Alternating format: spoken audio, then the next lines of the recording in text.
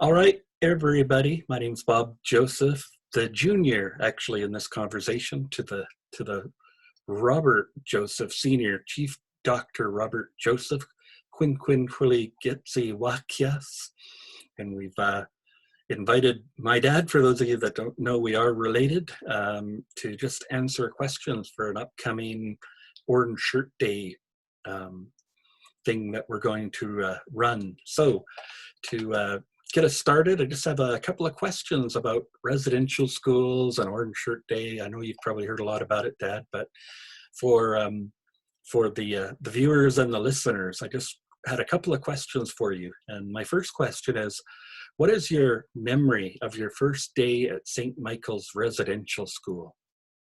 Thank you, Bob. First of all, thank you for inviting me to be a part of this little conversation. I'm really honored and pleased to be on your podcast. I spent 11 years in a residential school, and there is nothing clearer in my mind than that first day going to the school. It was frightening, it was terrifying, and it's something I've carried in the back of my mind for a long, long time, just how traumatic that was. I didn't know what trauma meant in those days, of course, but looking back, that's probably the worst day of my life. One of those early memories of going to a school. There was nothing more scary than coming from a little community where you had never left before, and the only people you knew were the indigenous peoples and their families, and the only language you knew was Kwakwala, the language of our particular group of indigenous people. And then suddenly to be turned over to a strange man at the entrance of the school in dark clothes with the collar on backwards, a white collar and white skin, and I didn't understand what language he was speaking. That was the first time I'd really heard English. So he said a lot of things, and my mother, my foster mother, turned me over. And I remember walking down this long hallway, smelling the smell of disinfectant, and hearing the pounding of our steps in this long hollow corridor. We went down 2 flights of steps down into the basement, and that's where some of the other little ones were, other little kids. And the first thing they got me to do was jump into a little chair that they set up as a barber chair, and they sheared my head. And when that was done, I got herded into a shower with a whole, probably a couple of dozen other little kids with similar haircuts and all naked. And what they did then was douse our head in kerosene and painted our bodies with the white liquid. And they poked and prodded us in embarrassing ways and embarrassing places. And I had never before in my entire 6 little years ever been so humiliated. And there was nothing kind about how they treated us or how they spoke to us. It was all denigrating. And for a little 6-year-old, that's really frightening. And the experience lasts forever. And I remember finally getting into my bed. The lights were turned out, the supervisor left, and I started to hear in the darkness all these little sniffles of other little boys crying.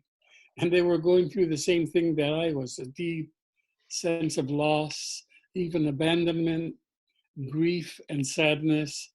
And they were all crying as softly as they could under the covers of their beds.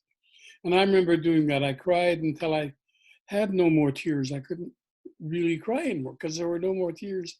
And then when that happened, I started to, I guess you can call it daydream of better things, better days before that moment.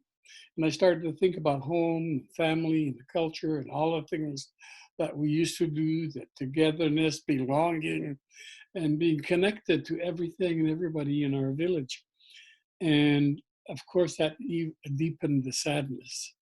And that went on for every year. And the first 2 or 3 years I went back to that school, would have that same experience, that same sadness, that same sense of abandonment, loneliness, that same sense of nobody caring or loving you enough, because we didn't understand when we were little what was going on. So it was actually horrific to be a little boy brought to a residential school for the first time and nobody really explaining what was going on.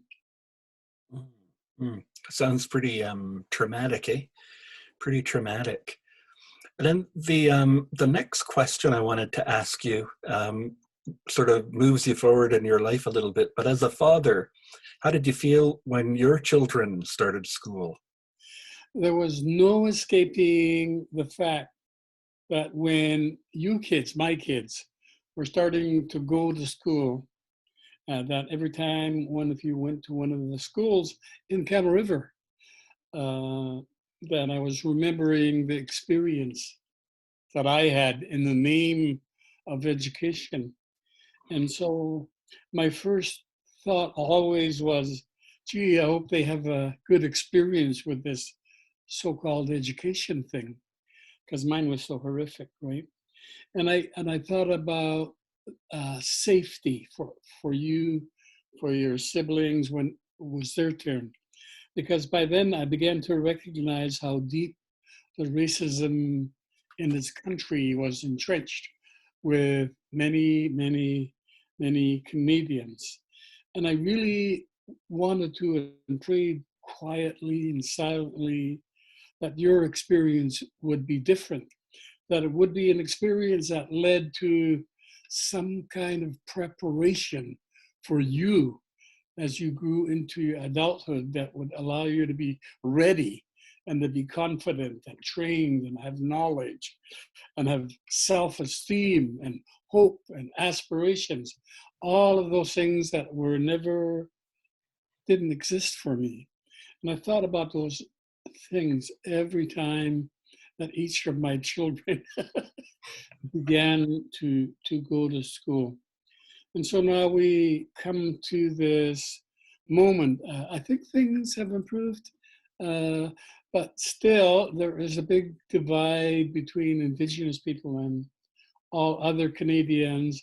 And we just have to keep working at developing understanding and creating better relationships between us so that all children are important, have value, have purpose, have worth, and are encouraged and inspired to be whatever they want to be.